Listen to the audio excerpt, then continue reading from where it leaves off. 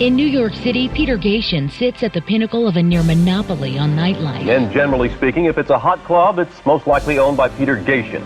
You see, around here, he is king of the night. Well, Friday night is a big club night, as you know, here in the city. But the problems with the drugs and the fighting have tarnished the club scene. The Limelight and the Tunnel, cops say they're a drug buyer's paradise, where the owner acted like he could do anything and get away with it.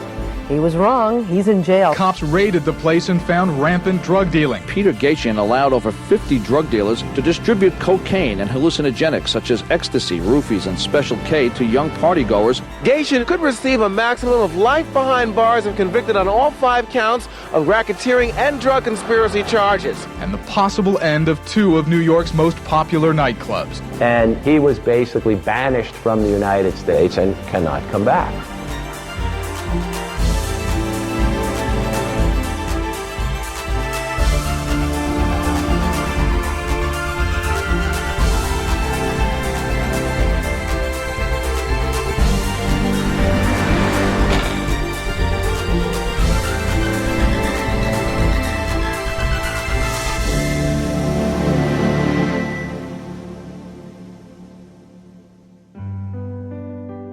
I grew up in a town called Cornwall, Ontario, small industrial town, 40,000 people, brought up Catholic, one of 5 boys. My father was a postman, mother housewife, very sort of 50s, middle class upbringing. When he was 15, Peter Gatien lost an eye playing hockey. He used his $17,000 settlement from his accident to open 2 blue jean stores in Ontario. 3 years later, he sold the store for a 300% profit. With the profits, he bought a dilapidated bar in Cornwall, Ontario, converting it into a rock club. Did a 3-day renovation and opened up with a group called Rush, which are really huge now, a Canadian group.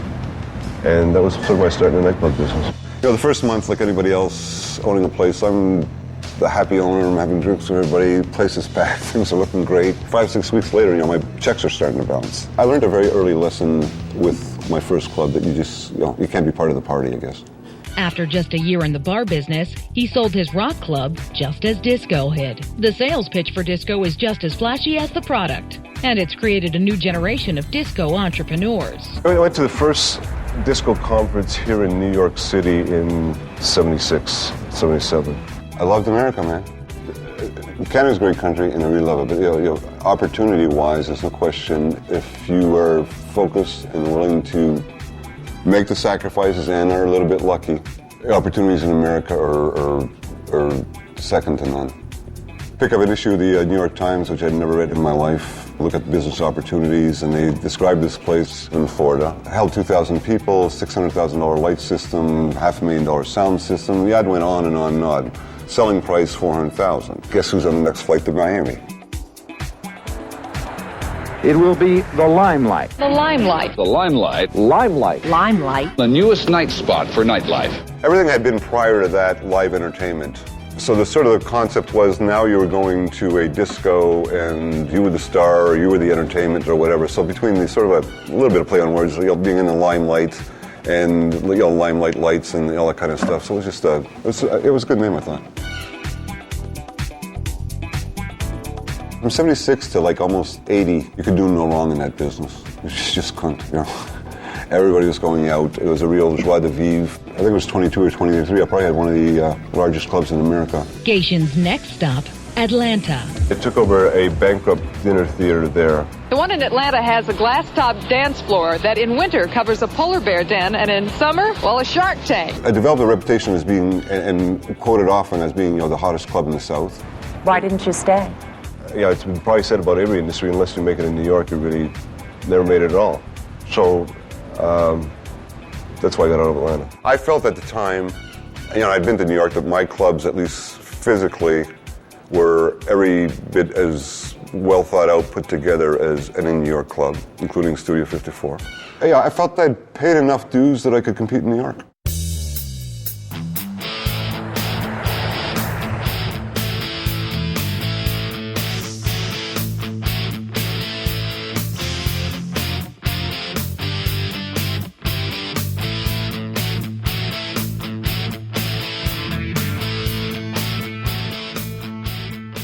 An unbelievably exciting time. There were very few rules in terms of buildings, smoking. At that point, Clubland really did seem like a dreamland because it wasn't part of the real world. It was really an insular society. It was a secret still. Nobody knew except the right people, except the really cool, smart, creative people. I worked at a club called the Danceteria, the original Danceteria on 21st Street between 5th and 6th Avenues. I mean, I didn't hang out at Studio 54, which I was considered to be like 2,000 guys with their shirts open down to their dicks asking you what sign you were, and, 200 unbelievable Elizabeth Taylors, Truman Capotes. We were the alternative Danceteria to Studio 54. We did rock and roll. Madonna was there, Run DMC, Russell Simmons. Even the Beastie Boys got their start there. I hung out at Max's Kansas City, which was Lou Reed, Debbie Harry, and Johnny Thunders and the Ramones. At this point, it was the art stars. It was Francesco Clemente and Keith Haring, Jean-Michel Basquiat. People are totally uninhibited, and I'm telling you, really uninhibited. My first rule was never go home with a girl whose hair can hurt you. And this is the way you lived. I mean, it was that kind of mentality. I think the drug of choice then was cocaine, and that was pretty fashionable. But it was so clandestine. You went in a bathroom stall to do a bump of cocaine and you didn't tell anybody. I mean, you understand, it was pre-AIDS, pre-herpes, pre-really anybody having buddies that were junkies or coke addicts or freebasing or, any of that kind of stuff. So I think nobody really saw the downside of living on the edge. Everyone was having a good time. You need to be original, you need to be innovative, you need to be the best in your industry. And you just can't be as good as the next guy. I sort of felt like for the 80s, because the chrome and neon thing had been brought to as far as it could go, that art and architecture was the way to go. So my instructions to a real estate person were, I wanted a historical building as possible, I wanted a church if possible, I wanted a strong architectural building, high ceilings, but if you can really get me a church, that would be perfect. It's not like you can walk up to a pastor and say, Father, how much would you like for your church here? I think it'd be a terrific night spot. This is the Episcopal Church of the Holy Communion in New York, built in 1846. It served briefly as a drug rehabilitation center for down-and-out heroin addicts. After that, it stood empty until Peter Gatien came along. Yeah, the fact that it was in the heart of New York was terrific. It was on an avenue. Anything that's on an avenue has to have 100,000 people, whether drive by, walk by on any given day. Fell in love with it and started negotiating. Peter bought the old church building for $1.7 million American dollars. It's been declared a historic site, and the exterior of the building cannot be altered. It had high ceilings, 50-foot ceiling, great arches, incredible woodwork. The church's dedication plaques remain in place, a reminder that the Limelight Disco was once a house of prayer. There was the main room, which also I'd put 2 tiers of balconies in it. VIP rooms upstairs had their own little sound systems. Century-old pews make way for the latest sound systems, lights, and video screens. The square footage, the dimension, the scale of those rooms were just great. Gatien spent close to $5 million on the renovation. And we opened up in November of '83. Some people actually opening night came with a huge crucifix with a guy laying on it and partying and drag and that kind of stuff. Critics were outraged by what they saw as a desecration. It drew fire from religious groups and media attention because it became the in-place for celebrities. Where Yoko Ono and Andy Warhol hosted parties during its first week.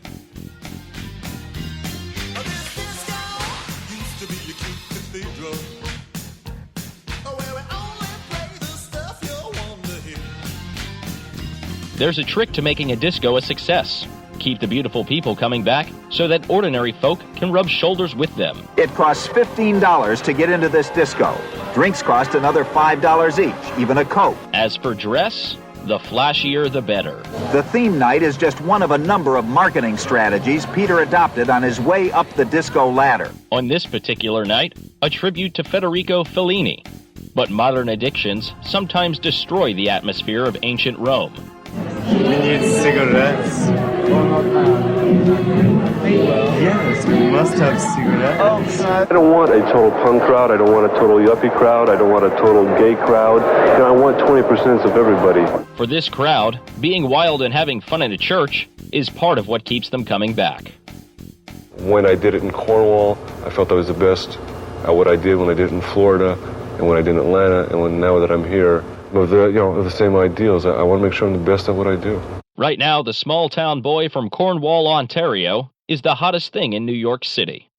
New York and Limelight from 83 to 85 were great. What happened in 85 is AIDS came on. AIDS actually squashed club life as we know it. People were not sure, I'm not talking illiterate people, I'm talking everybody, weren't sure whether you contracted AIDS from as simple as drinking a dirty glass in a bar or kissing somebody. Nobody really knew. Limelight slumped in the mid-'80s, and soon Gatien was opening branches in Chicago and London. Later, he sold his other Limelights for millions in profit, but the beat still goes on at the original. Coming in the 90s, New York was starting to be back on the rebound. People are finally starting to understand that I'm not going to contract AIDS from drinking dirty glass or from being kissed on the cheek. It was almost like they were freed in the 90s where, God, now we can go out and go nuts again. Limelight was very important to Peter, because it was his, let's call it his cash cow. It was a club that had already been there. And it wasn't going anywhere. It was a tourist attraction. The idea of seeing a club built in a church was its whole shtick. I don't believe it had a moment of cool until I came on board working, or until Michael Alig came on board working there. My scene was traveling from club to club. As a new club would open, my scene would travel to that club. For some reason, each club went bankrupt after a little while. I was thinking, where am I going to go now? And the only club left that we hadn't bankrupted was Limelight. Michael Alig would have come to me to pitch a night. And he made it very clear. He said, I've basically seen you bankrupt every club owner in Manhattan, and I'm not going to let you do that to me. Figured, maybe it was something that would fill a hole in for, 3-6 months until you developed something better. And these little parties just kept on getting bigger and bigger and bigger. Disco 2000. The theory is that you fill a club with great-looking people, beautiful women, gay people, fashion people, a little bit of drag queens and color, and that in and of itself will make the club hot and get a lot of publicity, the right kind of publicity, and then the paying people will start to come. And that's how it grew from 700-800 to a consistent 2,500 people on a Wednesday night. Apparently there is a crowd of people who are attracted to topless green transsexuals and 6-foot chickens. This is a new kind of entertainment. Let me show it to you. Watch this. It's 4 a.m. Do you know where your kids are? Well, they could be right here at the Limelight, one of New York's premier night spots. Michael's vision was that he was not alone, that there were thousands of disenfranchised kids all over the country. And with media, MTV and Geraldo and all these kind of shows, he could reach these kids and say, come to New York. They're called Club Kids, and they party all night and sleep all day. And it was a movement. It was very much Andy Warhol's factory. It was very much a society being built. We were really obnoxious. We were really obnoxious.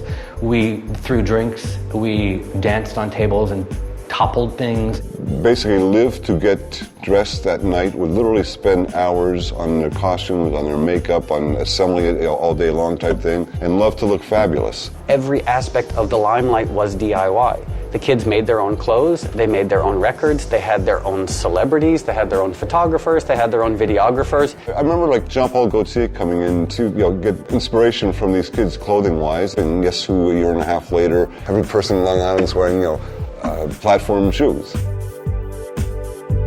Lord Michael was this kind of wannabe gangster from Staten Island. Started going to nightclubs at probably 16 years old.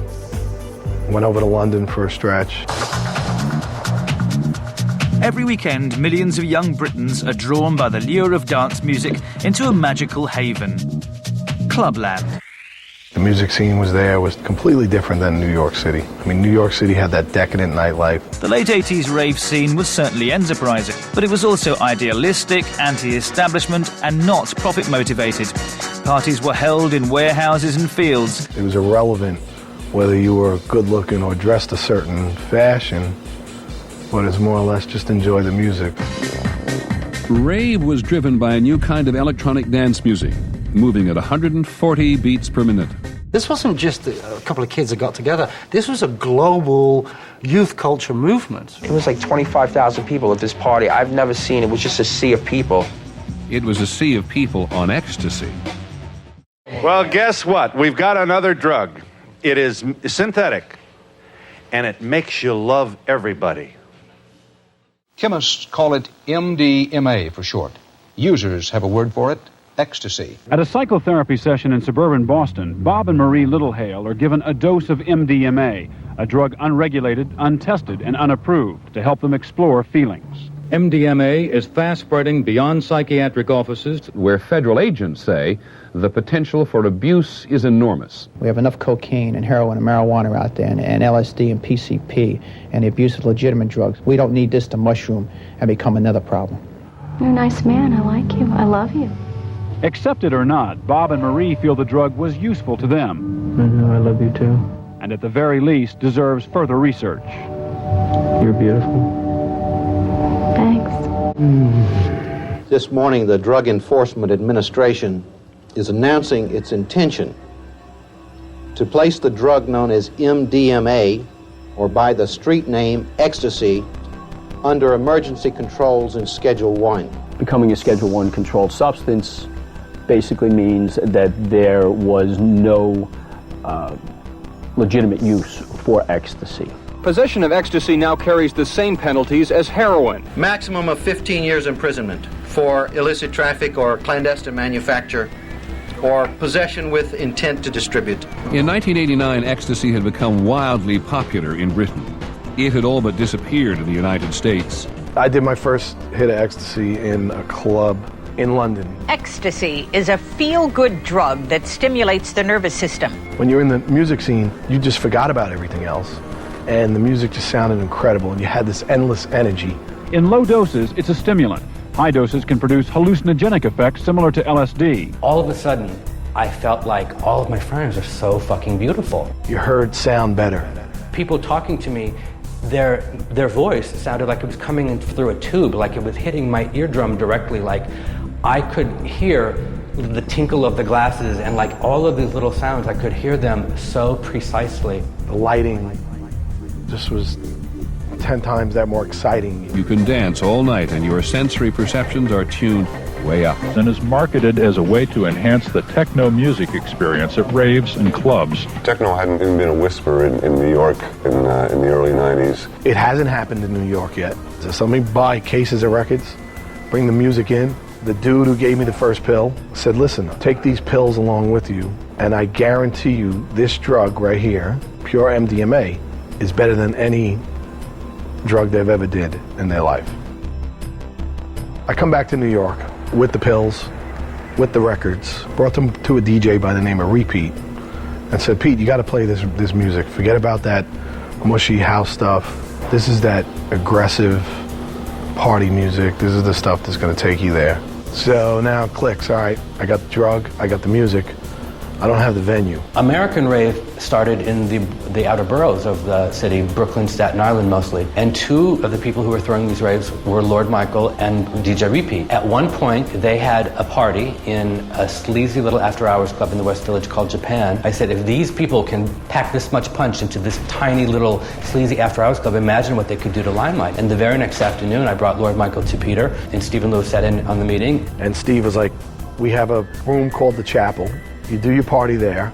So when you started getting experimental music, and techno was experimental at that point, you started, like we'll say, on an off night in the small room and see how people react to it. I started seeing the same energy on the dance floor in the 90s I'd seen in the 70s and the early 80s. These kids were on the dance floor, going crazy, all their inhibitions were gone. And then within like 5 weeks, it was, we got to do this on the main floor one night a week. And from there, we moved it to Friday nights on the main floor. Basically, this is how Future Shock came to play. We welcome you to Lord Michael's Future Shock. Lord Michael in the house. And our very own house DJ, Repeat.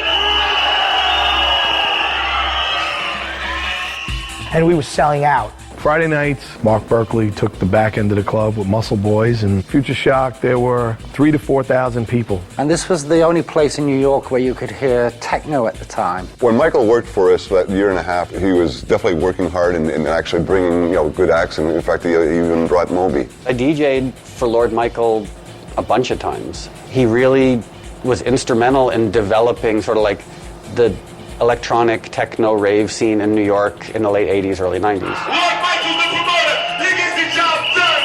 Yo, baby, take it away, boy.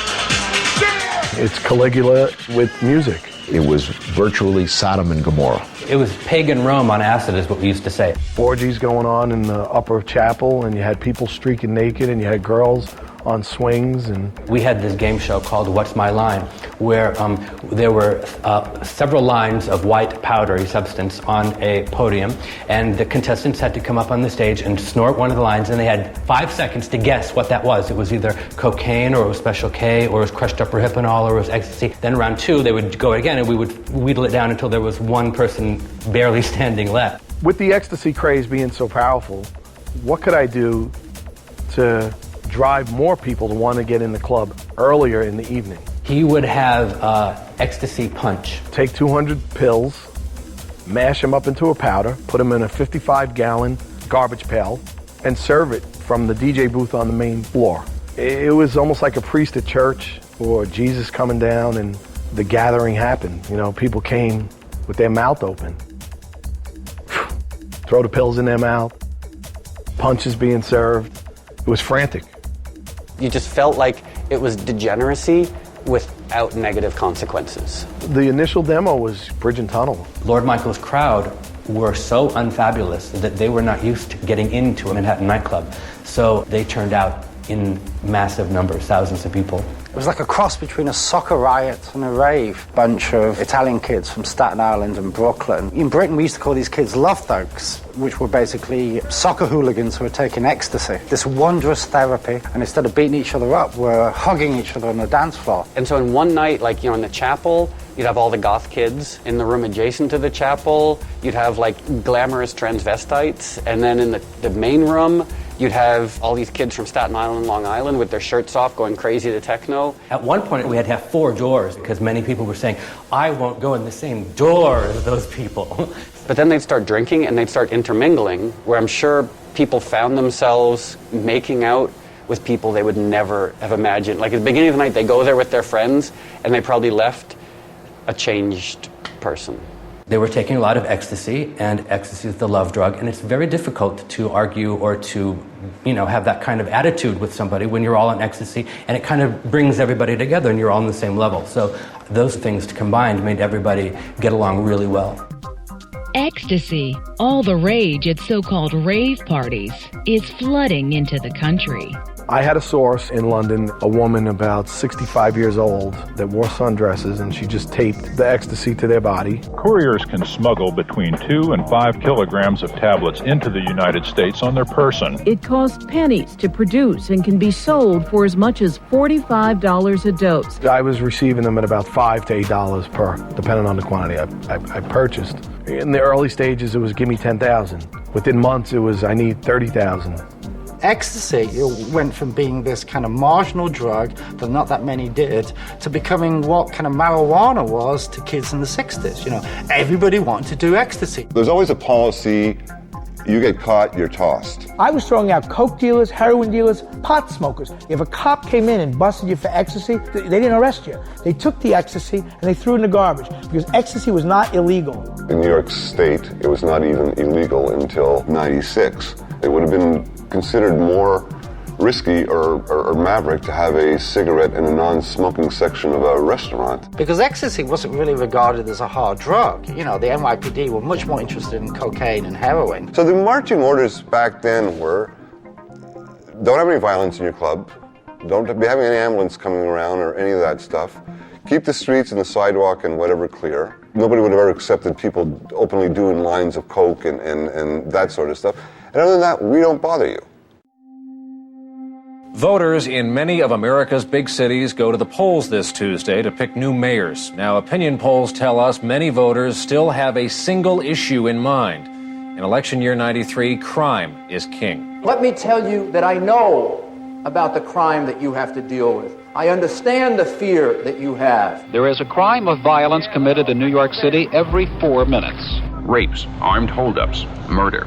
prostitution and pornography are just as much a part of the Times Square scene today as the old electric news headlines. When I started visiting New York from Atlanta, I always remember like going down FDR Drive and it'd be like 17 burnt out cars and graffiti all over the place. And it's coming from a pristine town like Atlanta, which was basically a pretty new city. It was a little frightening. This city in the late 70s and through the 80s and even into the early 90s became the most violent crime-ridden city in the country.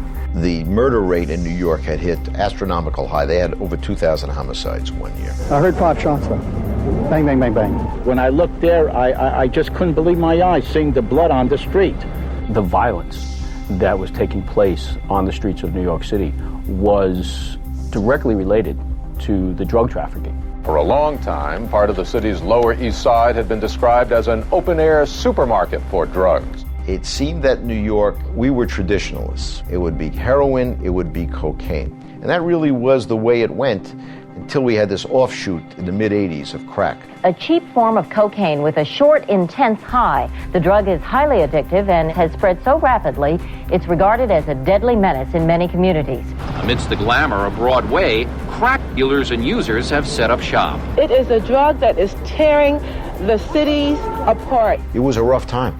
It was a rough time. Rudolph Giuliani gained his fame as a prosecutor. As the former U.S. Attorney for New York, he led the investigation into insider trading on Wall Street. His tough law and order temperament has been criticized. I said, Rudy, this is a problem for me that you arrested 2 stockbrokers in their offices and you took them out in handcuffs. There was no reason for it. You did it basically to embarrass them. And in the New York mayor's race, the first Republican elected since 1965, Republican Rudy Giuliani, talking tough on law and order. When Giuliani became mayor, he decided to make a change. There's no question that Giuliani did a very good job with respect to reducing crime. Crime was really out of control. He brought in Bill Bratton to be the police commissioner. Bratton adhered to what you would call the broken windows theory. Even the smallest crime would be handled very seriously. Little things become big things. Police are cracking down on what they call quality of life crimes, like traffic violations, subway fare beating, and public drunkenness. Things like street drug deals. And prostitutes openly at work. We're not just going to go after murderers and robbers. We're going to go after graffiti artists. We're going to go after squeegee men. We are a very assertive police force. We want to show people improvement in the quality of their life. Giuliani did something that nobody had done before. Where crime figures were once updated only every 3 months. Computers now track every crime committed in the city every day, allowing cops to react instantly to changing crime patterns. We did it through a program called ComStat for computerized statistics. What we did was we mapped crime on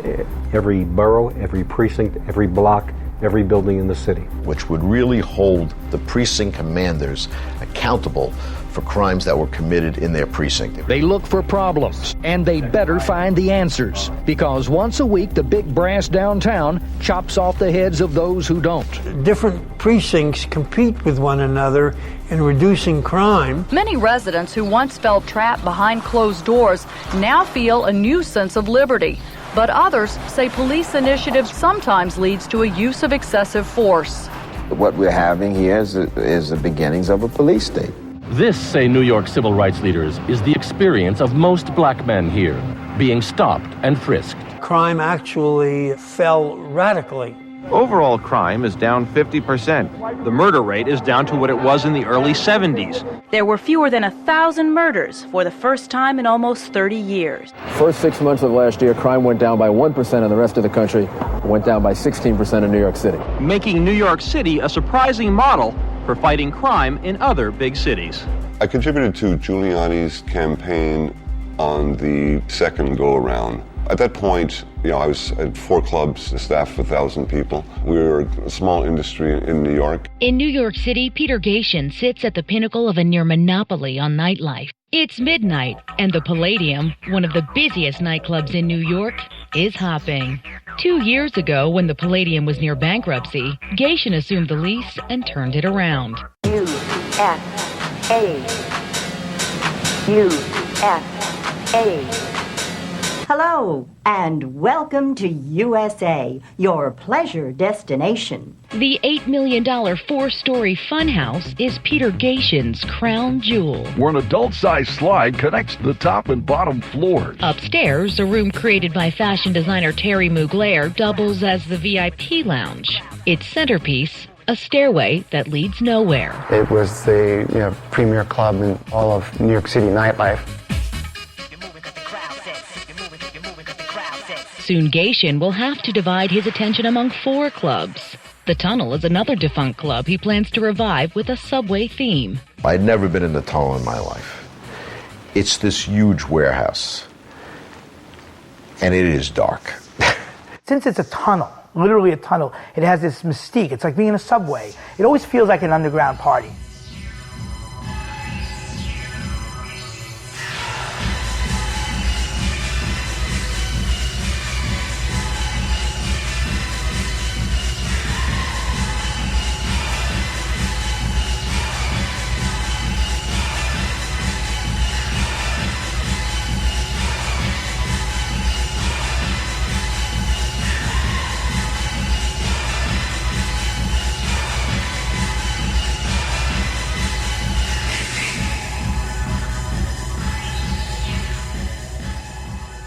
Tunnel is 50,000 square feet. I couldn't see 2 feet in front of me. It has so many rooms and so many nooks and crannies. There are blowjobs going on, there's sex here, and I walk in there with Peter. And Peter says, I'll be back in a minute. He had to run off. He leaves me in the middle of the tunnel. If he didn't come back, and it was about 5 minutes, I was getting worried that he wasn't going to come back. I think to this day, I'd still be looking to find my way out. What's up, y'all? This is Cherub, and I am at the Tunnel Sunday night like we do every Sunday, only today is the Nas record release party. I got 50 Cent here, my personal friend, my favorite rapper in the world.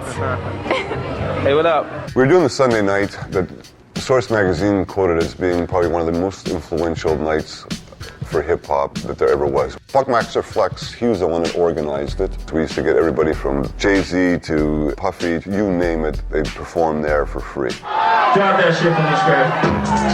Help me out!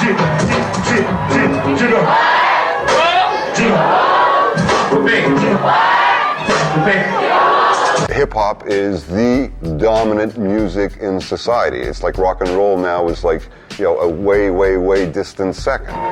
You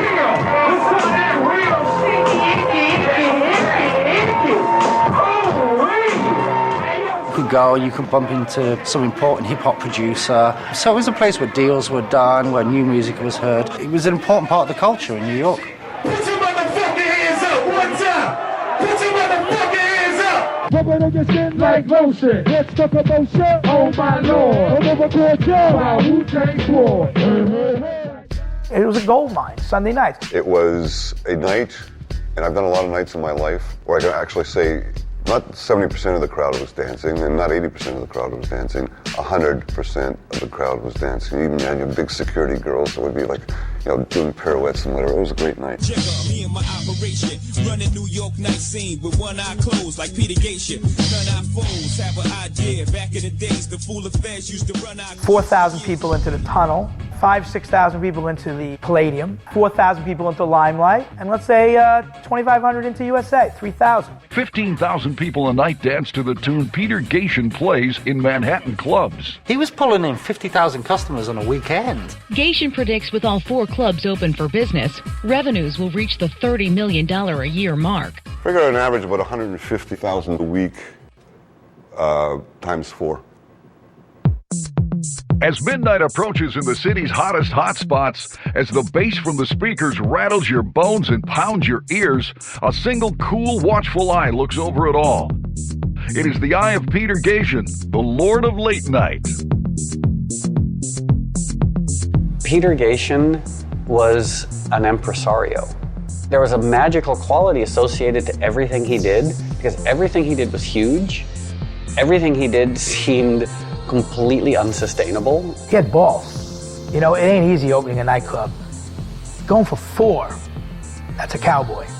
He went for the 4 biggest places in the block, hired everybody that was cool, and he tried to run an empire. The music is going to be loud and the dancing hot. In a special report, meet the mystery man who rules New York's nightclub scene. Club owners of the good clubs, Steve Rebell at Studio 54, Eric Good at Area, these were genuine party people who loved being there. They loved the attention, they loved the fabulousness. They hosted their own clubs, they gave away drinks, they were part of the festivities. That wasn't Peter. His profile was lower than a limbo dancer's. He was just this shadowy figure who would occasionally show up, and the moment he showed up, everyone would get anxious because he was the boss. I told him, I said, people think that you are in your office counting shekels and laughing at people and profiting from everybody else's fabulosity, and they resent you for it. You have to go out and make it look like you're having a good time, and I would have to literally drag him onto the dance floor and prop him up somewhere. To Gatien, the party life is his business, a business which involves 16-hour days, 6 days a week. There had to be at least 7-8 departments, and then sub-departments within those departments. You would have the general managers of each of the clubs, bartenders, busboys, security. Then you'd have the accounting staff, the art staff, the people that design the invites. Then you'd have promoters. Oh, you're talking 4 clubs here. You're talking a total of 20 nights. So you're talking a total of 55 groups of promoters, because it takes more than one promoter to do any given night. Place like Palladium or Limelight, you got different rooms. Sometimes you would have different parties in different rooms. So you could have 3 invites per club, per night, that all has to be designed, put together, disseminated. And we had Limelight, we had Rock and Roll Church Sundays, which was a legendary night. You'd hang out with Axl Rose and John Bon Jovi and all that kind of people there constantly. And Tuesday night at that time was run by a guy named Neville Wells, and he did a night called Communion, which was an alternative music type night. We had Smashing Pumpkins, and then Wednesday was Michael Alig's Disco 2000. Thursday was more like a models night. Friday was techno. Saturday night, Junior Vasquez, Palladium. He plays long sets.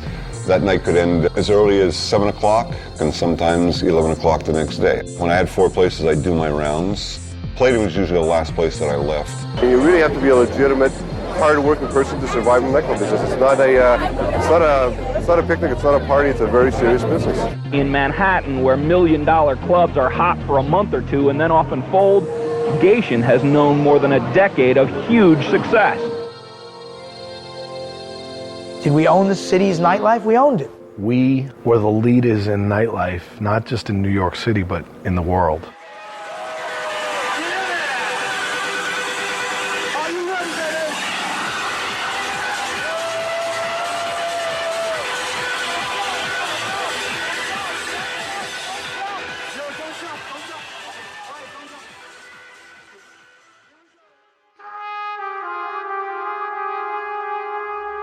There were a number of overdoses in the city. We tracked hospital overdose reports where some of these clubs were. We saw increases in overdose. Ecstasy was considered by an age group of, say, 18 to 25-year-olds as a safer type of drug to use. It wasn't as bad as, say, cocaine or heroin, which was a fallacy. Patients who have used ecstasy can come in presenting with many different complaints. They can range from patients who are unconscious, who are in a coma, whose temperatures are very high and are severely dehydrated. You have kidney failure, you have cardiovascular failure, which had resulted in death. Because over time, drugs like speed and ecstasy can change their brain. U.S. officials are concerned that ecstasy is often mixed with other, more dangerous drugs. Pills that are made out of speed, pills laced with heroin, with PCP, with really anything imaginable. A guy named Nicholas Marinelli supposedly bought drugs at Limelight, went back home, and died the next night. His parents were connected to New Jersey Governor Tom Keene. Keene, I believe, called Giuliani directly. And lodged a complaint against Peter, claiming that their son died from an overdose of ecstasy. Giuliani called the dogs in. When you let a 17-year-old with a Times Square ID into a club, they're bound to get drink. They're bound to possibly get drugs if drugs are present in the club. And I think that's what happened. Now, as it turns out, if you look at the autopsy, it says the kid committed suicide. His cause of death was hanging by asphyxiation. That's what the death certificate said. But I think the parents believed that somehow Peter Gatien was to blame for their kid's death, and because they knew a lot of people, they decided to do something about it. It was a radical change in philosophy when Giuliani came in. I mean, the idea before was that nightclubs weren't even worth bothering with. We've got real criminals to go after. 10 years before, City Hall couldn't have cared less about kids taking drugs in nightclubs. The crack epidemic pretty much ended. Crime went way down, but you still had all these policemen, and then suddenly they had some time on their hands, so I think that's when the crackdown started. The hammer was, it really came down. There were various nightclubs that were very well known for selling ecstasy and other drugs of abuse. Limelight was a club that kept coming up. Everybody was high. An open-air drug market, the nightclubs. People were just going in there like they were at a fair. Special drugs? What do you have? 50 miles a day, 50 miles a coke. How much is it for the vial? I'm going to pay $50. What happened at the Limelight is nothing new. You can see that with any drug-based subculture. It's the same thing that happened in Haight-Ashbury with the hippies in 1967. You know, all starts out with good vibes and everybody loving each other. So you have the summer of love, but then that's followed by the winter of hate. People started out smoking, marijuana and doing acid. And then they started doing meth and heroin, and that really changed the whole tone of the culture. And a very similar thing happened at the Limelight. If they stuck to ecstasy, that would have been one thing, but what happened was the quality of ecstasy, it declined rapidly, so people started looking for new highs, and they came across this thing called Special K, ketamine, which is an animal tranquilizer. Now, Special K is exactly the opposite effect to ecstasy. When there was just ecstasy, it's a very social drug. Special K, on the other hand, is a very antisocial drug. So on Special K and Hypnol, you started noticing what we called K-heads, or, they were zombies, basically. 1989, 1990, a night at the Limelight would be people throwing their hands in the air, having a great time. Fast forward a couple of years, and it's kids from the suburbs on Special K just sitting on the dance floor staring at their feet. And we were not just talking about like ecstasy and K. I mean, there was everything in that club. I mean, it was a pills and powder circus. You can't hide cocaine easy because you're seeing people and you're seeing it's a much different deal. But a pill is real easy. Is someone taking a pill? Is it an aspirin? Is it a Tic Tac? A lifesaver? What are they putting in their mouth? Ecstasy back then wasn't even on the DEA radar. This was something totally new and something totally different. We actually had to educate ourselves and educate our managers and supervisors. DEA started to get involved in ecstasy investigations around 1996. Ecstasy was new. Ecstasy was not understood. Ecstasy wasn't even a crime under New York state law. So you had this confluence of new drug, new investigative techniques, and you had new sources that were coming in. And the DEA, to its credit and in fairness, was trying to learn as they went along. Hey, this is your boy Sean Bradley. I'm here. This kid, Sean Bradley, very minor drug dealer at the tunnel. I threw him out of the club. We searched him. I think he didn't have any weapons on him, but he did have drugs. And we 86'd him. And I guess that started the whole thing. Because I guess 2 months later, Sean Bradley got arrested in New Jersey for counterfeit money by the Secret Service. Sean Bradley, who apparently went to clubs, including mine, said, I understand the New York nightclub scene, I'll introduce you to it. Told them that he knew how drugs were being distributed in New York City. Secret Service contacted DEA. And then the two DEA agents, Gagne and Germanowski, come over and meet Bradley. They tell Sean Bradley there's these seizure laws. He says when all the clubs are, seized by the government and they're all sold off, Bradley's going to be making $250,000. And meanwhile, they're paying him, I think it was $1,000 a week cash. Now, this is a kid who couldn't hold down a day job. He was a penny anti-drug dealer. This was a big payday for him. And now he became an informant for the DEA. Bradley's role is to get Gagne and Germanowski into the inner sanctum. Bradley takes them to Pat Field's in the West Village, this very trendy club kid fashion store, and dresses these thick-necked, muscular DEA agents up as club kids. Germanowski was the one in the long black dress with a slit up his side. Gagne, who was less fashion-forward, he went for this kind of suburban punk cloak with a dog collar. The worst drag queens I'd ever seen. And he gets them into the VIP rooms. They get to see all the drug action going on. Okay, this is Sean V. Bradley. Stay tuned.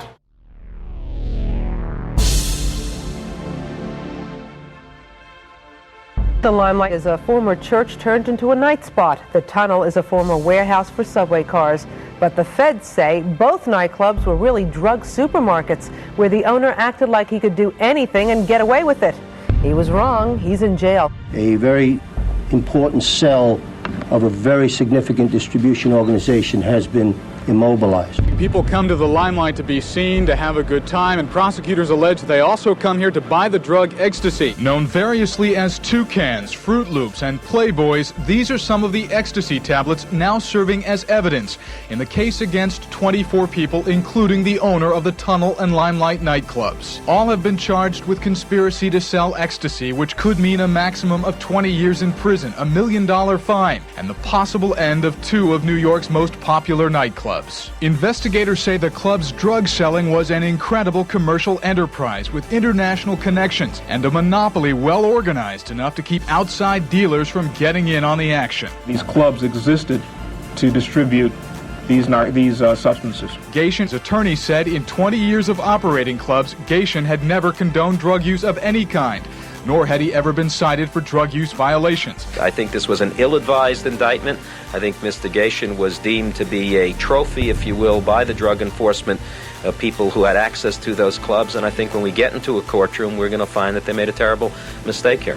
Tonight, Gatien is in jail. I ended up that day finally at a federal lockup in Brooklyn.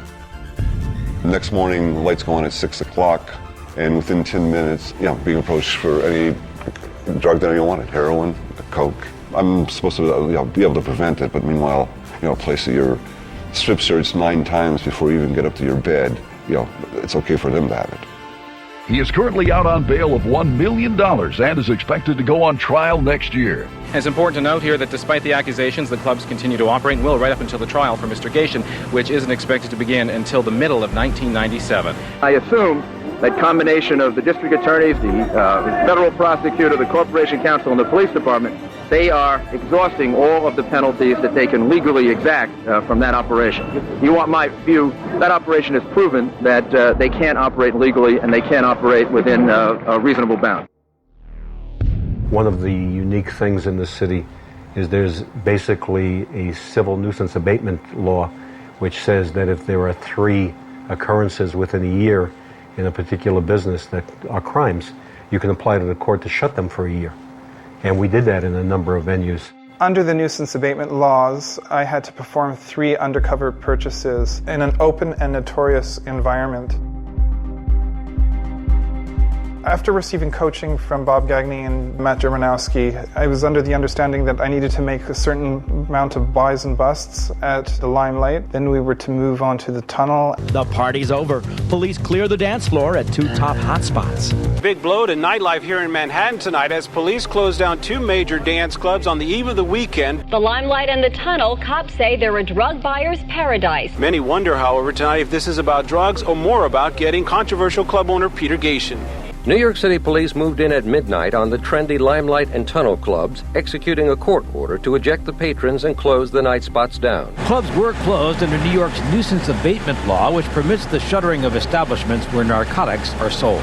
They blow it all out of proportion. I mean, it's nothing that you couldn't find in any corner in New York City. I mean, they've blown this whole thing out of proportion. I really think it's unfair. Last night's closures were not part of the federal indictments, but related to cocaine busts made earlier in the day by New York City police. It was like a scene from a movie set. This dark place full of dirty couches and a lot of stoned people. There were 3 arrests made this afternoon of an employee of the Limelight and 2 associates based on evidence gathered at the Limelight.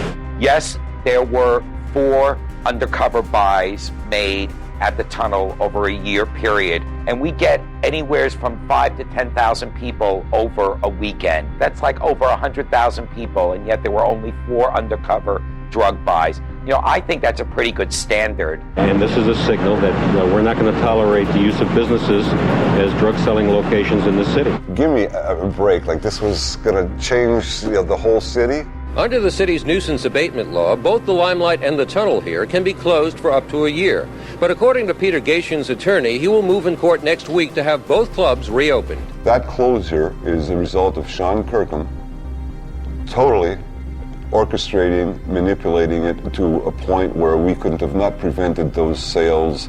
Other than not opening our doors that night would have been the only way we could have prevented that. I've been an informant for almost 6 years at that point in my life. I worked with countless agencies, I worked with hundreds of agents. Without question, it's physically impossible to prevent people like me from closing down your place of business. All it takes is a simple phone call to a drug dealer to come to your place of occupation. I'd have to make a drug purchase, and under the nuisance abatement laws, your business will be closed. I never recovered from that summer of, called the summer of Sean Kirkham.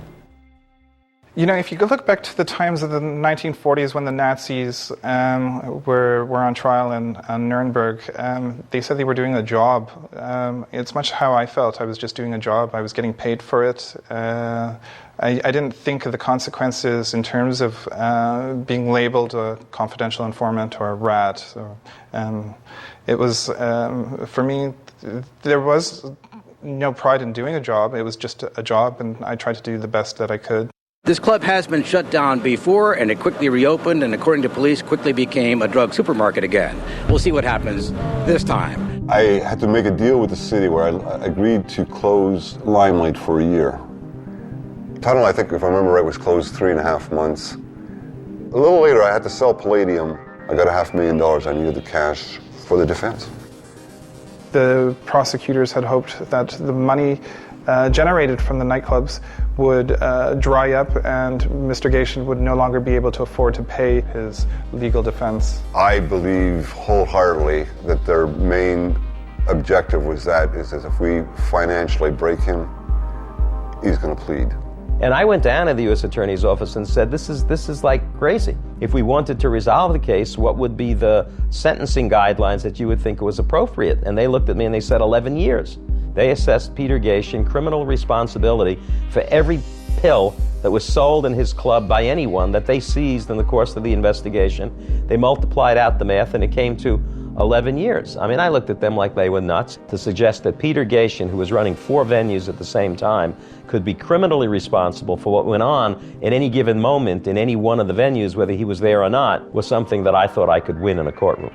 If you go to any rock concert, for example, at either the Meadowlands or at Madison Square Garden, you're going to have hundreds, if not thousands, of people there using drugs, and you don't see the management or the ownership of the Meadowlands or Madison Square Garden indicted. Regardless how prominent the individual is, I never saw that type of scorched earth mentality.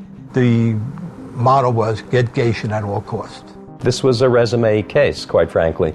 Resume case to a prosecutor is it's going to be covered by all of the tabloids, all of the media. If you win, you're a star.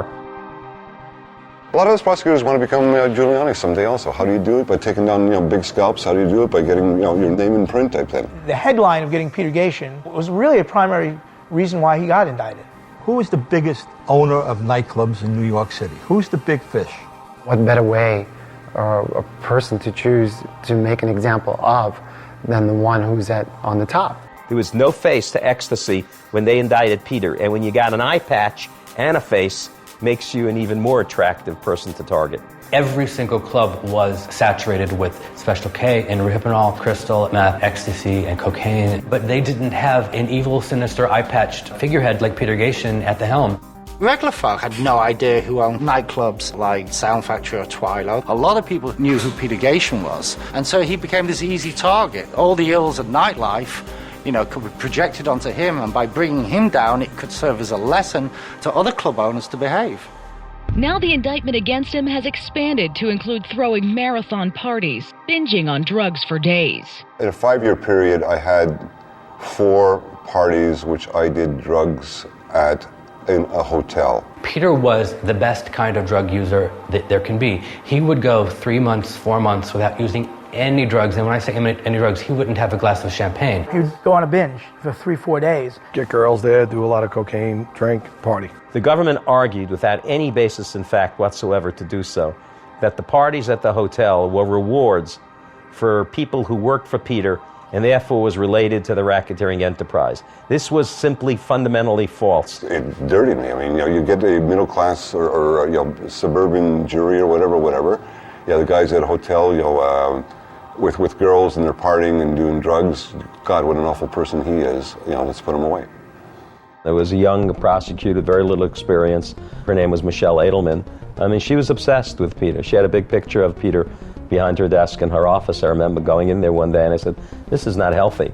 Get a life. This is just the case. So at that point, it's just the two women, Michelle Edelman and Lisa Fleischman.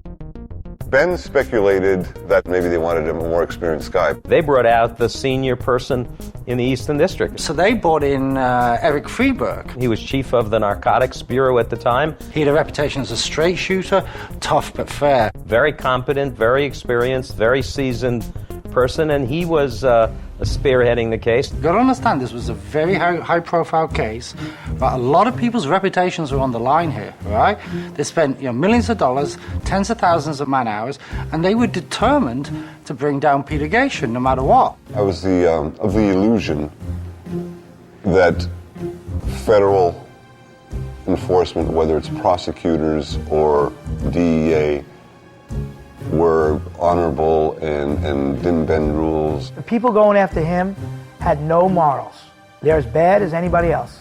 The three superstar witnesses that were going to be the centerpiece of the government's case was Sean Bradley, who started this investigation, Michael Alig, and Sean Kirkham. And before the trial started, all three had imploded. Their key informant, Sean Bradley, got arrested for selling drugs at a Jersey mall. The same place where he got busted a year previously with the counterfeit money. He now is upset with the government because he has to spend 5 days in jail. He makes all these serious allegations about the conduct of Gatien and Germanowski, the two DEA agents. Sean Bradley writes a letter to a judge implicating that the DEA agents were not following proper procedures.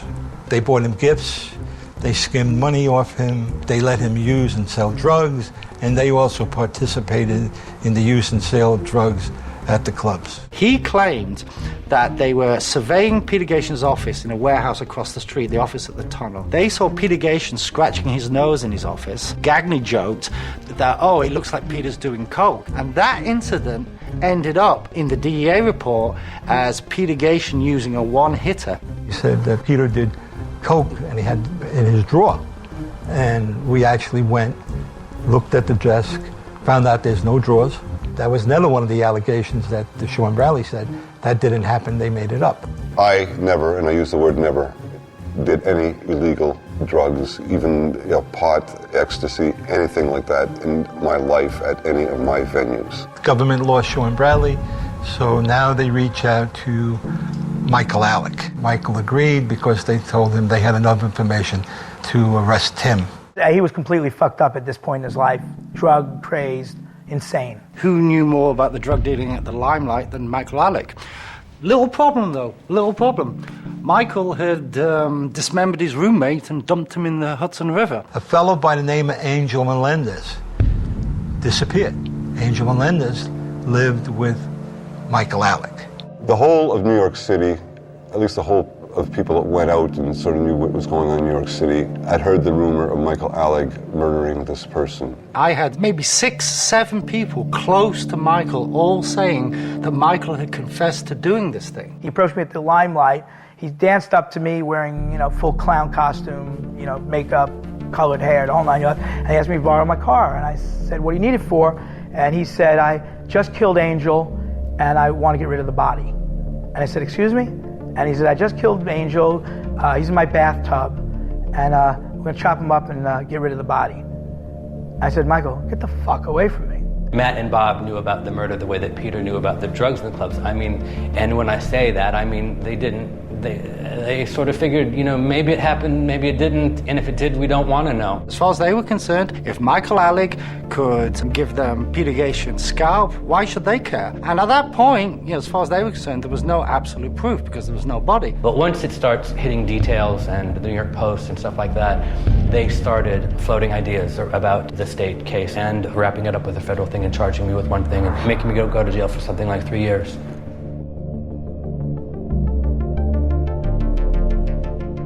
The body had no hands or legs, so they couldn't do fingerprints, but they did dental records. They positively identified that was Angel Melendez. Now they had a body. They go out and they arrest Michael Alig for the murder of Angel Melendez.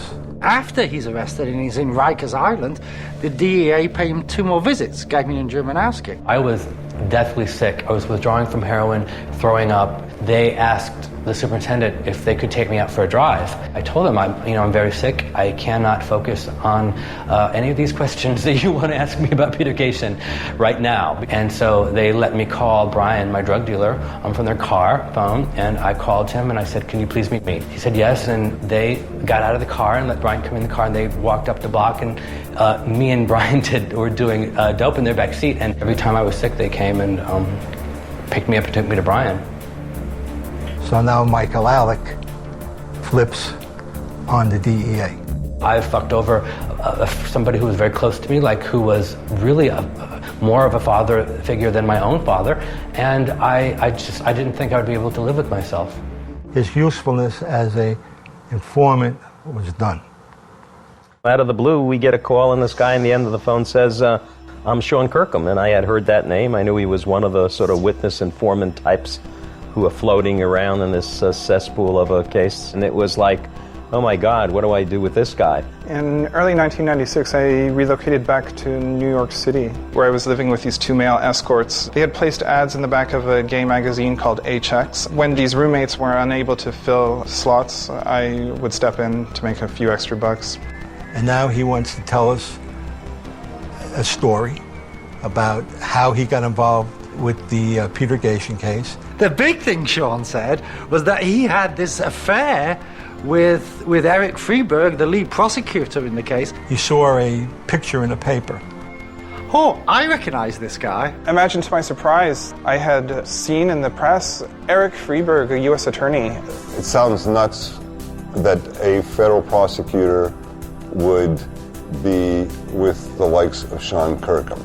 I had decided to contact him because now I had a contact within the U.S. Attorney's Office. Kirkham actually volunteered his services. At first he was a little shocked that I had called him during the daytime, and I had told him that I had worked once at Club USA for Peter Gatien. He called me 2 days later and said that he had set up an appointment with Bob Gagne and Matt Germanowski, the DEA agents involved in the Peter Gatien case. Sean Kirkham made a crazy allegation about a personal relationship with the prosecutor. I personally never believed it to be true. I had an obligation to vet it to see what happened. We were a little skeptical about him, so he gave us information down in Miami that we can go and check out. I went to Miami, Florida. I spoke to a FBI who said he was his handler at the time. He told me Sean was a very reliable informant, except that sometimes he exaggerated a little bit. The thing about Sean is 90% of what he says is right on the money. It's the other 10% you have to worry about. As far as the credibility of him doing anything with the prosecutor, could not substantiate any such thing. So maybe that allegation, right, fell under the 10% you've got to worry about, right? Maybe that was the case. I could never confirm it one way or the other, right? A lot of the times I could confirm what Sean said, not this time. But what it did was, it put the fear of God into Freeberg, because it would have been the end of his career if it was true, you know? And even if it wasn't true, the sheer allegation would have been very problematic on the eve of the trial. And we took that evidence, went to the U.S. Attorney's Office, and said, look, I don't know what's going on with your witnesses, but one of them is out there peddling information, and, we may be aggressive criminal lawyers, but we're honest people. I was arrested, detained, charged, and I pled guilty to 1 count of obstruction of justice, lying to a federal agent.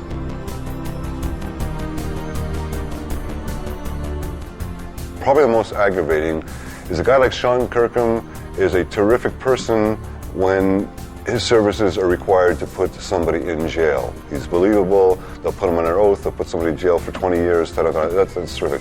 The minute he crosses their line, okay, they become an ultimate scumbag.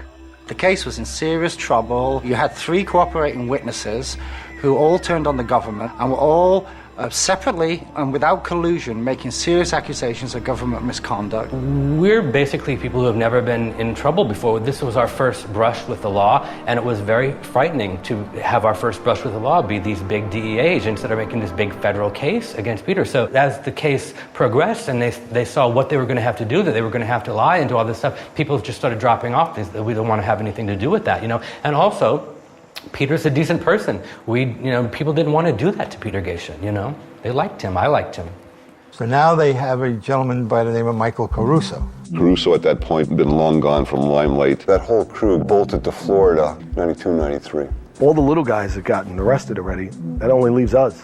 Then a Village Voice story comes, and it discloses our drug operation, our complete enterprise. And so, like any article, I had to give him a right of reply. And I invited Caruso up to the office, to the Village Voice. There's this story coming out on Wednesday, and it basically says you were the Limelight's drug kingpin. I need your reaction. And he's like, oh, yeah, it's bullshit, this and that. I say, well, Michael, I have this person saying this and that person. And we went through the whole thing. And then he starts to say, I've known you for years, Frank. Why are you doing this to me? I've just had a new baby. And I said, that's got nothing to do with it. I said, this is what I got. And he starts shaking like this. And I think, he's going to come across the room and try and strangle me. And all of a sudden, he just bursts into tears and starts blubbing like a spanked toddler.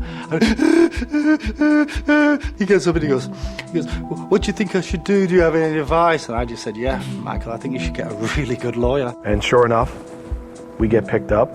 They go out and they arrest Michael Caruso now, the fourth informant in the case. What do you want to do? I want to take the deal against Peter. Caruso pleaded guilty to felony drug charges in a cooperation agreement with the feds. Tell the background story of the nightlife. Tell us about your drug dealing. Tell us about the crimes you've committed. Admit to everything you've ever done. Michael Caruso wanted to be the Al Capone of raves, and for a while he was. At that time, we had the best music, we had the best venues, we had the best drugs, we had the biggest crowds, we hired all the best door people. It was a world within a world. He is just one of a number of witnesses the feds claim will show how the Canadian-born Gatien employed a network of people to make millions of dollars in profits. I mean, it really was this rose gallery of Staten Island scumbags that they thought they could use them to put away Peter Gatien. And now they became the informants against Peter. They became the government's case. Gatien could receive a maximum of life behind bars if convicted on all 5 counts of racketeering and drug conspiracy charges. Well, Peter Gatien is used to being the center of attention at his clubs, the Limelight and the Tunnel. Today, the venue is a courtroom and his trial. You get accused of a crime that you really didn't commit, and you face the prospect of maybe 10, 20 years in prison. I cannot think of anything more frightening. It's like being in a bad dream and you're walking through a sort of like a zombie, but you can't be a zombie. You have to be engaged, you have to be focused, and you have to deal with your reality at that point. And then when you're being put out of business so you really can't defend yourself, and your adversary is the United States government with unlimited resources and badges and guns and handcuffs, it's very intimidating. The feds rarely ever lose a drug case like this. While you have the presumption of innocence, most people on a jury look at you and they say, well, I don't think the government picked you out of the yellow pages to get indicted. So you stand with a great deal of prejudice in a courtroom. Were we confident? We were hopeful, okay? I mean, you didn't want to even entertain the possibility that you would not win. You don't even let your mind go there. It's not, okay, well, let me start planning prison life and let me start planning, how I'm going to take care of my family when and you don't even entertain those kind of thoughts. I mean, starting to deal with that reality would be too depressing. Today, Peter Gatien is in federal court here. He's charged with racketeering and conspiracy to distribute drugs. A prosecutor told the jury that Peter Gatien allowed over 50 drug dealers to distribute cocaine and hallucinogenics such as ecstasy, roofies, and Special K to young partygoers invited to Gatien's clubs. Nightclubs that the feds described as nothing more than massive drug supermarkets to their young patrons. The prosecution also detailed how security guards tipped off so-called house dealers about undercover cops and threw out the competitive drug dealers who didn't have Gatien's nod of approval. I had staff of 1,000 people. Over a 5-year period, probably turned it over 3 times. They couldn't produce 5 security people. With the might of the United States, that could put pressure on somebody saying, did you get instructions from anybody in the Gatien's camp to allow this one or that one to operate in there? They couldn't, because they didn't exist. And I remember the opening day of the trial, Michelle Edelman, she got up and she said up front, right at the beginning of opening statements, that they had no evidence that Peter Gatien personally profited from the drug sales at the Limelight. So what the hell were we doing there? Some of the government witnesses will include several of Gatien's former pals and employees. The trial is expected to last about a month. Their star witness, Michael Caruso, a.k.a. Lord Michael, took the stand. Caruso, a Limelight Club employee who prosecutors say was Gatien's right-hand man, testified against his former boss. They are so desperate to build this case that they base their whole case on the testimony of the most unreliable scumbag in a case filled with unreliable scumbags. I mean, that really is a measure of their desperation, that they would even think of putting somebody like Lord Michael on the witness stand. We really used Michael Caruso on cross to establish what I thought was the fundamental legitimacy of Peter Gatien's operation, to establish the vastness of Peter's operation, and the numbers were extraordinary. We were trying to show that even if you had some drug dealing going on at the club, with the millions of people who came through our club, with the millions of dollars that Peter was making, this was an insignificant part of the operation. And nobody from Caruso on down ever claimed they gave Peter Gatien a nickel as a result of the money that they made selling drugs. Peter never, ever, ever asked for any financial kickback from drugs. Never once suggested he would give me money to finance my enterprise. Peter wasn't getting any kickbacks from drug dealers. Peter was making money hand over fist. I mean, hundreds of thousands of dollars a week for, a few extra $1,000 to risk all of that for, no. Peter was a businessman, but he wasn't abnormally greedy like that. Would I be that dumb enough to expose a fairly high net worth, which I thought I had back then, and everything that I'd worked for since I'm 16 years old, to get a cut on this $20 pill that's being put out? I mean, it's beyond absurd. I'm sitting there saying I did 200 years worth of crimes, and so will my co-defendants. Here's a civilian who's never got arrested. It's his word against ours. How could we ever be credible on the stand for the jurors to believe what we're saying? Michael Caruso came with a substantial amount of baggage. Braffman went through all the crimes that Caruso was forced to admit as part of his cooperation agreement. There were home invasions, kidnappings. When I say kidnap, no children involved, of course. We're just talking about common day kidnapping, extortion attempts. I mean, I ripped off my resource. I just took the drugs, said, get back on your flight and leave. And then I ripped off the person who was going to buy them. And Damien Barrett was a young boy living with Lord Michael. He came to Limelight for a job, but he was too young, he couldn't hire him, so he made him like his houseboy. He was my housekeeper at one point, / promoter. One time, Lord Michael comes home, and Damien has suffered a bullet wound to the head. He committed suicide in my apartment. The cops come around, right? Caruso's holding this gun in his hand, manages to bullshit the cops that it was a suicide attempt. I didn't buy that story, neither did anybody else. Everybody thought he got murdered. Everybody believed that Lord Michael had Damon whacked because Damon was coming up short on drug deals, plus Damon was being investigated by the police. I took the tox report and I went to a medical examiner and a pathologist. He had so much drugs in him, so much Valium, that he couldn't pull the trigger. Plus the bullet went into the head and it went in a downward trajectory. Most people who shoot themselves, the gun is up and the bullet comes out through the head. Wasn't the case. The suicide note described a way of killing himself, which wasn't the way he killed himself. He said he didn't want to shoot himself, so instead he was going to take lemons, which is Quaaludes. Well, there was no Quaaludes in his body. And he did shoot himself. The kid had problems. He tried to commit suicide a week prior to that with pills. And other people say that, Caruso, being such a conniving scumbag, basically used that as cover to set up this fake suicide attempt. And all I did was begin going through that evidence and confronting Caruso with one piece of evidence after the other. Braffman suggested that there was foul play, but absolutely not. And at one point in the middle of the cross, Caruso just broke down, hysterically crying, I didn't kill him. You have to believe me, I didn't kill him. Caruso, big old tough guy, suddenly burst into tears, right? Blah, blah, blah, blah, blah, blah, blah, blah. He imploded at that point where I think everybody in the jury started to move a little bit further back from the witness stand, because he went from being maybe, drug deal, a liar, to maybe being a cold-blooded murderer, and as a way of turning off jurors.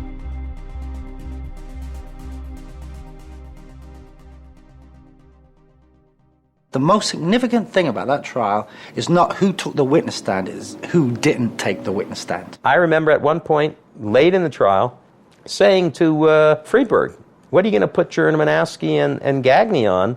What do they offer? They were in a club for 2 years. They saw 6 drug sales. The amount of dirt that we had on those guys at that point, they probably would have needed an attorney of their own by the time Ben was finished with them. Gagne and Germanowski, they were there every day in that trial. Did they take the witness stand? No.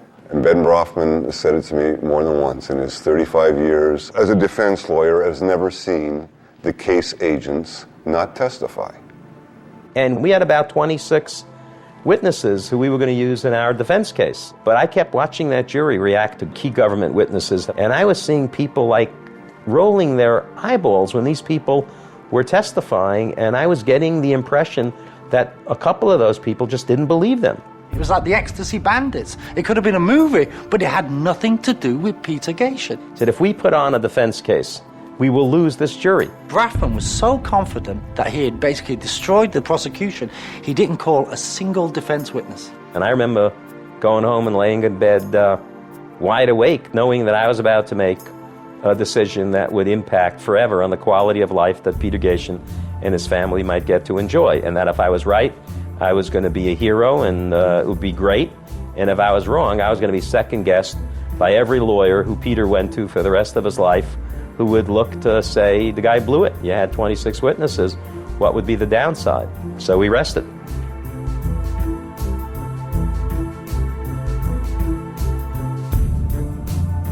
This case, either we win or we lose on the issue of the credibility of the principal government witnesses. And I remember looking at this jury, who are all middle-aged people, who are normal people. He said, let me ask you an honest question. If you were going on vacation, would you give one of these guys the key to your apartment and let them water your plants? You wouldn't. Not only did they have a career of criminal conduct, but they came into this courtroom and they lied to you. So why should you trust them in deciding someone else's life? And I said to the jury that my biggest concern in this case was what a lifeguard on a beach faces on a particularly rough day. You could be the best trained lifeguard and someone could be in the water a couple of 100 feet off of the shore, and you should be able to run out and save them with little effort because you know how to swim. And then the current hits, and I don't care how good you are, you can't save them, they drown. That's my fear in this case. But drugs has been the current that's been running through this courtroom. Peter is the guy who you should hold responsible for drugs in New York. That's the current, and if you allow Peter to be swept out and drown in that current, then you haven't done your job, because you swore that you would decide this case on the facts or the lack of facts, not on whether there were drugs in New York. The question is, did he knowingly commit the crimes charged in this indictment? And if you find that there's a reasonable doubt as to that, then you have to find him not guilty.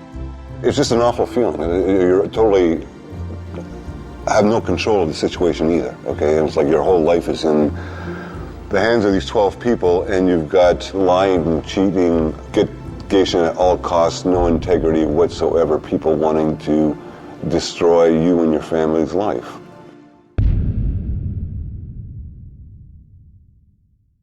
And now you've got 2 years of work compressed into, 90 seconds. When we stood up to accept the verdict, he grabbed my hand, and he was shaking more than I was. Any guilty here was bad for the home team. So until the whole verdict sheet was finished, and we had a clean sweep of all not guilties, it wasn't over. Not guilty, not guilty, not guilty. And Peter's side would sigh, hey, and the other side just would, ah. But when the last not guilty was read, Peter let out a whoop. I'm elated. I feel like the weight of the world is off my shoulders. It's been a really difficult time for my family and myself. You don't know what winning the big one is when you're looking at 17 years in jail. I thought I was going to have a stroke, to be honest with you. The happiness, the gratification, all these emotions, the fear, it all sort of hits you at one time. What was really amazing is all of the club kids started to dance and scream and yell, and they were jumping on the benches, and the judge tried to gain control of the courtroom. I want the courtroom cleared and pleased. And then I think he finally, gave up and walked off the bench, recognizing that there's no way to contain this moment. The government lost big today. After 2 years, it all came apart. After a month-long trial, jurors deliberated for 5 hours over 2 days. Much of the testimony they considered came from drug dealers that struck a deal with the prosecution.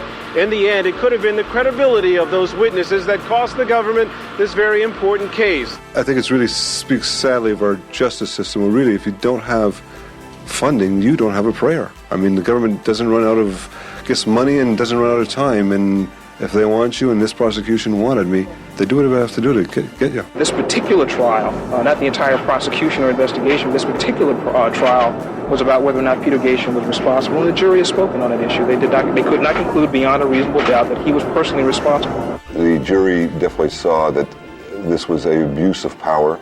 Unfortunately, it turned my life upside down and my family's life upside down. It's never been the same since. Manhattan club owner Peter Gatien was acquitted of charges that he turned his New York nightclubs into drug supermarkets to increase business. Gatien claimed that if there was any drug dealing in his club, it must have happened on his left side. Gatien, just glad he's not the guilty one, walked out of court tonight ready to explode yet again into New York nightlife after a long and troubling ordeal. And we get outside the courtroom. I said, okay, Peter, what are we going to do? He says, I'm going to church. What do you mean going to church? He said, let's go to the Limelight. New York is in for one grand party. That's the word of Peter Gatien's attorney tonight.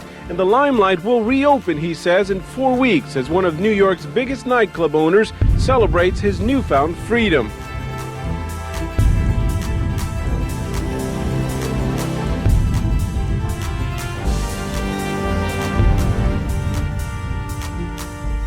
And one of the biggest names in the nightclub business was charged with tax evasion, Peter Gatien. Well, it was the end of the United States versus Peter Gatien in the federal court. We then had the people of the state of New York in a tax case. It's the latest chapter in an ongoing battle between Gatien and the city. This indictment charges a classic case of skimming from those cash receipts in a concerted effort executed over a 5-year period to enrich these defendants at the expense of not only the taxing authorities but the taxpayers of the city and state. Federal prosecutors claim he and his wife Alexandra owe nearly $1.5 million in back taxes. If they're convicted, they'll go to jail for up to 25 years. They went back 5.5 years. I did $100 million plus of business over that 5-year period. So we paid less than 1% of our staff on cash, and I was guilty of it. Peter had screwed up in terms of taxes, and we intended to work it out, and we did. Here's the deal that he negotiated. You got to return the $1.1 million. You got to pay a $500,000 fine. We will give you what's called a certificate of relief that will allow you to retain your liquor license. You'll go to jail for 60 days and probation for 5 years. So I did my 60 days, and I was delusional enough to think, okay, they got their pound of flesh. Let me, go back in and start life over and make a go of it. Club King Peter Gatien is calling on former city drug czar Robert Silbering. Gatien says the former city drug prosecutor can help him keep his clubs drug-free. And I hired him, probably about 99, to monitor the clubs at that point. I sit down with Peter and I said, look, Peter, there's going to be a lot of changes. Otherwise, I'm out the door. First of all, we fired all security, got rid of all the managers, got rid of everybody. We're going to scan their IDs to make sure that they're the appropriate age. We started to put wristbands on people who weren't 21. We're going to have to put signs up which says no one will be admitted using drugs. And we started to search people.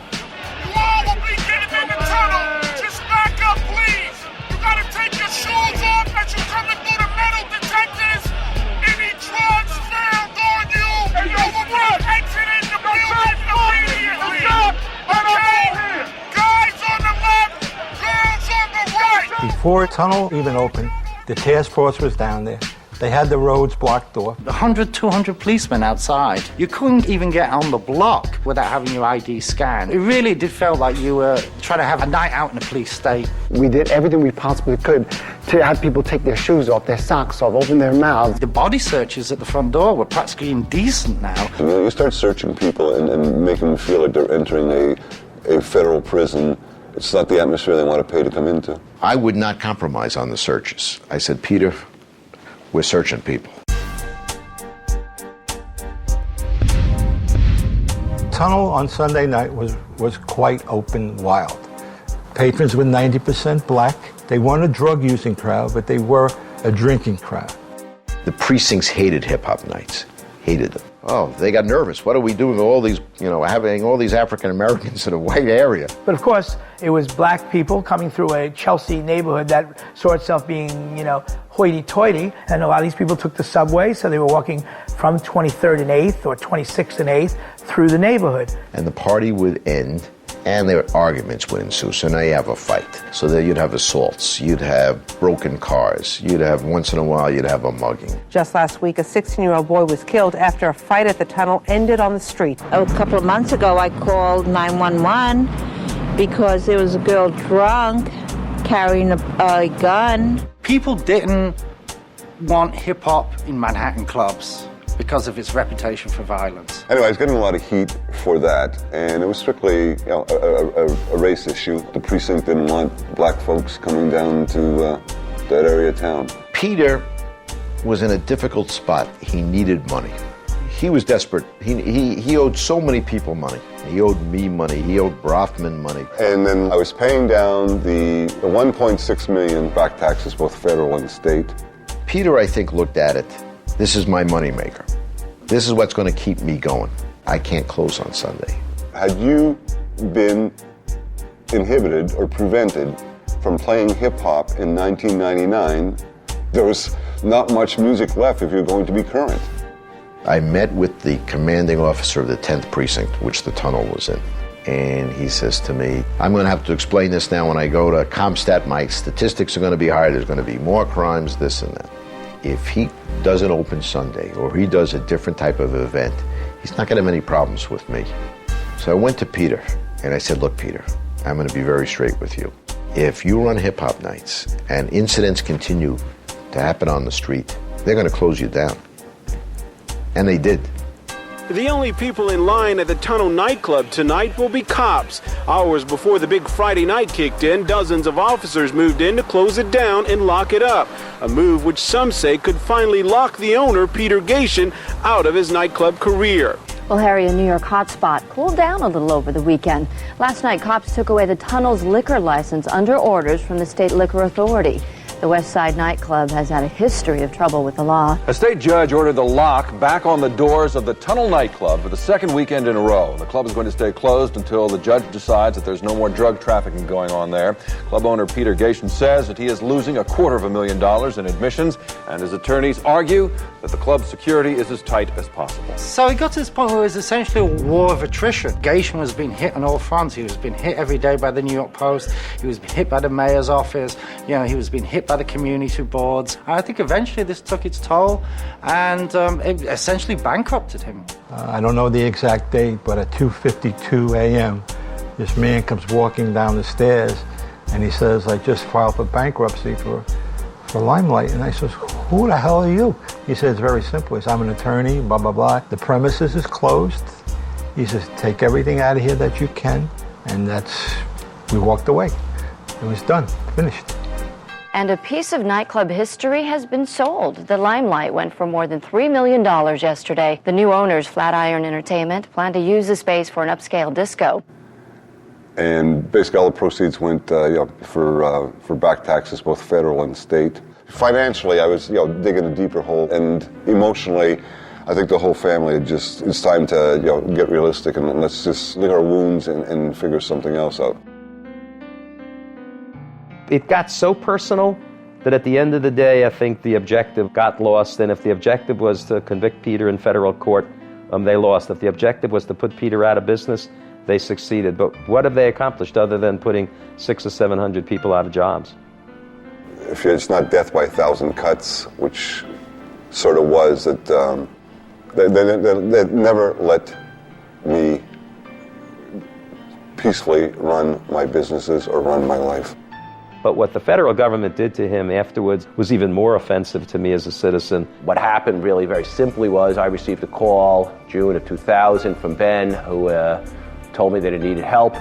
He was a bit panicked at the time. Peter went to his probation officer and he disappeared.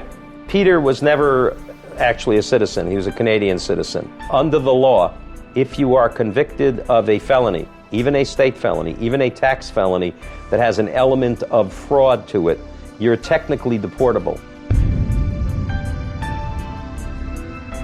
I'm freed at Rikers, told unequivocally by an agent there that you do not qualify for deportation. And 2 years later, or thereabouts, somehow, I'm now a candidate. This was the United States government not liking to lose. This was, we didn't get Peter Gatien in court, so let's get rid of him. We'll just deport him. I was legally in the United States for almost 30 years. I have 3 American citizen children. I have an American citizen wife. Didn't commit a violent crime. Haven't repeated the crime. Got a certificate of relief from the judge for me to be deported for basically a sales tax violation. That's pretty incredible. He was basically banished from the United States, deprived of the right to live in the United States with his wife and children. It's a pretty strong penalty to pay for what a crime they allege that he committed. I mean, if he wanted to come for his son's graduation, if he wanted to enter for his daughter's wedding, if he wanted to enter for any of these reasons, he cannot do that without specific permission to do so. He did apply for that not that long ago, and they denied him that right. I had a better net worth when I left Canada at probably what ages 23, 24 than I did when I returned, that's for sure. Ben had given me $500 when I left, and that's what I had on me.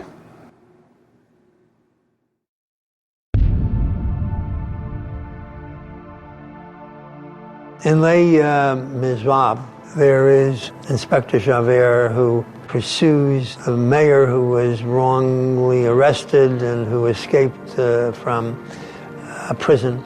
I said, Rudy, you are pursuing people like Inspector Javert with an intensity that's not acceptable. And he said, who is Inspector Javert? Giuliani, on balance, was a good mayor, in my opinion. I think he did a lot of good. I think he cleaned up a lot that had to be cleaned up in New York and made it, in some respects, safer. But Peter Gatien did not impact on the safety of New York. It's clear that the Giuliani administration did not see the benefits of clubs. Clubs used to be incubators of culture. Disco, punk, hip-hop, house music, techno, electro, acid house, all of these are genres of music that began in nightclubs. Without nightclubs, would they exist? I don't know. Without the Limelight, I'm sure I'd be making music, because I've been making music my whole life. And some of the bombastic music I make is definitely the product of spending way too much time in the Limelight in the late 80s and early 90s. And the Limelight birthed a lot of interesting culture. What culture does nightclubs birth these days? You know what I mean? There's no nightlife now. It's stand around and pose and act like you're fabulous, and yeah, you're drinking and you're getting drunk, but you're not partying. I mean, the Limelight was a kind of a high watermark in terms of that kind of era of decadence. And once that crashed, I mean, that whole idea crashed with it. And that really, to me, was the end of that period of New York nightlife. It wasn't about creativity anymore. It was about something else altogether. It was about consumerism. It was about conformity. Now it's a bunch of small lounges, small clubs. No big club scene, no big party scene. If some tosser turned up in a Lamborghini, in a Brooks Brothers suit, flashing his black Amex, they wouldn't even get in the front door. But they became the kind of new stars of Clubland. It wasn't the freaks anymore. It was the Wall Street yuppies, the realtors. But New York's not the city it was 10 years ago as far as being an entertainment center that the world respects. It's not there anymore.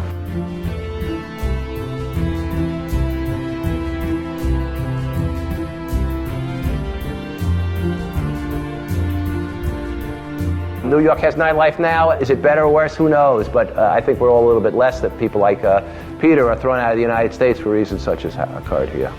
Other than being a tax cheat, I mean, Peter Gatien didn't actually commit any crimes. It wasn't Peter Gatien who murdered the Angel Melendez. It wasn't Peter Gatien who killed Damon Barrett. But he did end up paying a very high price for it. And I think that's important to remember, Peter's not a terrorist. Peter's a club person. Maybe he didn't pay all his taxes, but he gave the city what they were looking for. Peter really knew the difference between a good party and a bad one. By the time Peter's running those 4 joints, owning those 4 joints, he was one of the best guys that ever did it. If you asked me when I was 20 years old did I have naivety, I would have said, are you kidding, I know everything. If you asked me at 25, I would have said, well, geez, I was naive when I was 20, but it's certainly not now. And if you asked me, 5 years ago when I was 35, was I naive? I'd say, yeah, I was probably somewhat naive, but I think I'm a little more realistic now. So I would think if you ask me when I'm 50, were you naive and stupid at 40, I'll say, yeah.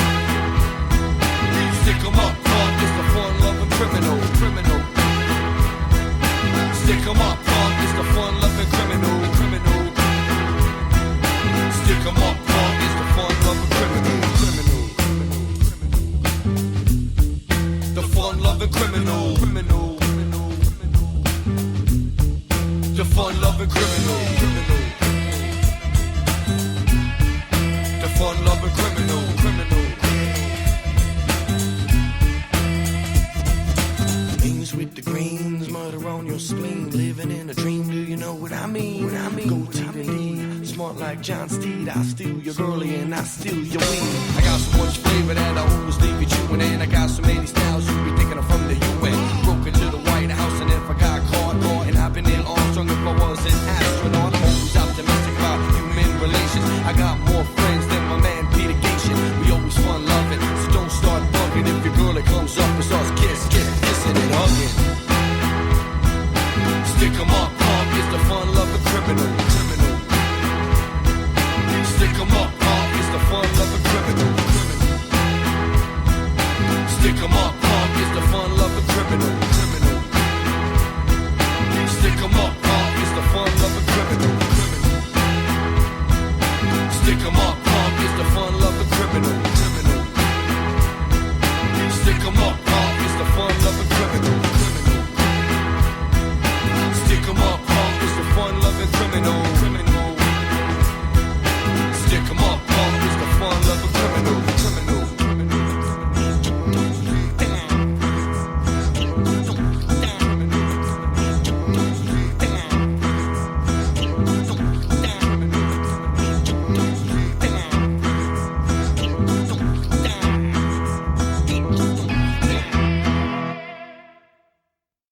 I loved America, man. Canada's a great country, and I really love it. But opportunity-wise, there's no question. If you are focused and willing to make the sacrifices and are a little bit lucky, opportunities in America are second to none.